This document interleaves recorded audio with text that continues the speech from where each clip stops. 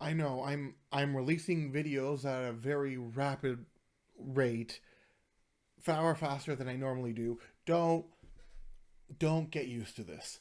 Hello, everybody. It's a friendly neighborhood INFP, and wow, you have definitely ended up with a relationship with your direct opposite, haven't you? You have ended up with okay. Look, when it comes to MBTI types, there are only two times you have something that is your direct opposite. It is either with the function switch, like the inverse function switch. So for the INFPs, that would be ENFJ. Or it is the flip of the functions, so that is the ESTJs. Somehow, some ways, even though the magnetics should pull you apart, the magnetics decided to. Bloop. Likelihood is that the ESTJ probably saw you as somebody to take care of, and so they have seen it upon their duty to take care of you, or to at least approach you because they thought you were cute and like the perfect person to support and take care of. They don't really mind the other things that are going on. What they mind is how they can best support you, especially once they've ended up in a relationship with you. Now, they also are going to help things be orderly, but they are also going to know basically you're with a type who knows how to work hard and play hard. Just as long as you remember to work hard, you're going to have just as many chances as to play hard. This is probably the closest I could imagine to dating likely a German manager of a company. Why German?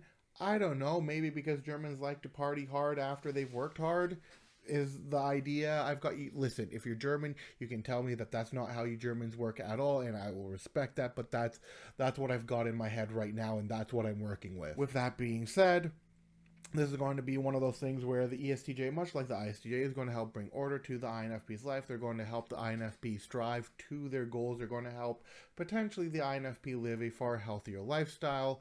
They are going to help the INFP go towards certain things, and of course a lot of the times with the sensors, especially with ESTJs, ESFJs, ISTJs, ISFJs, tradition is going to be a big value, especially with ESTJs. They're going to be fairly traditional in the way they do things, but they are also open to go on vacations to various different places. They are open to trying new things, just as long as there is a plan in place that fits into a perhaps schedule that they have set up to go and do that. They are not the types who will immediately go and do something without already having it planned out.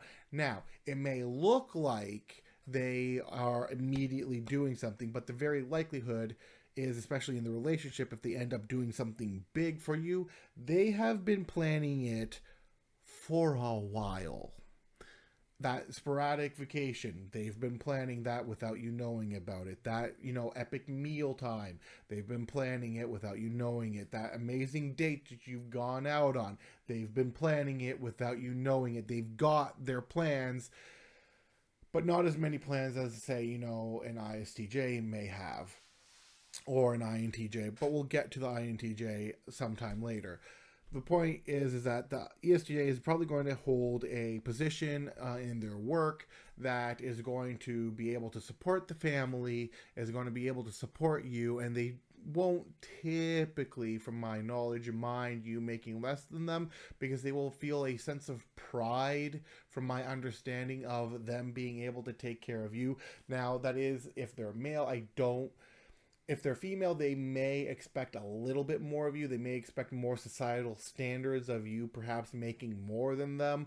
Or they may screw the societal standards. I am taking care of my man, and nobody can stop me from taking care of my man. And if anybody tries to step to me for taking care of my man, they can, that kind of relationship. It's got to be one of the two, right? And with the INFP to the ESTJ, they're going to give them like a very comfortable home to be in. They're going to open them up to new ideas. They're going to give them a nice, relaxing area that they can just like chill out and just not have to think about anything.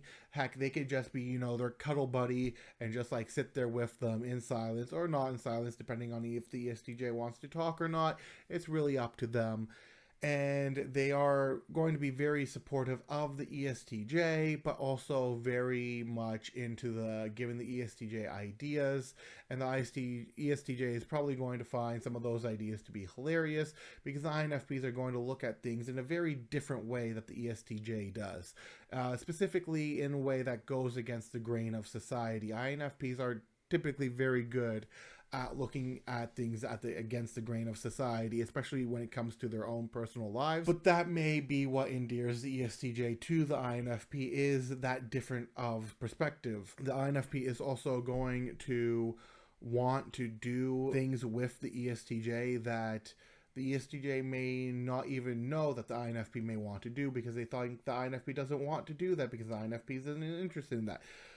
The thing with the INFP is typically whoever they end up with, they are going to be heavily interested in what the other person is doing. So the INFP, unlike the ESTJ, who will have probably planned the surprise, planned this, that, or the other, the INFP will not have very likely planned any of this stuff, but they will still surprise the ESTJ with like little things that won't cause the ESTJ to like suddenly freak out over something. Usually they're not going, what I'm trying to say is that the INFP isn't going to kidnap the ESTJ on a sporadic trip halfway across the world with no prior planning to it. That's not how that relationship would work, even though an INFP with literally any perceiver, that could very likely happen. But with an ESTJ, no. The INFP would need to know that there needs to be like some kind of structure, planning, whatever, before that goes on ahead.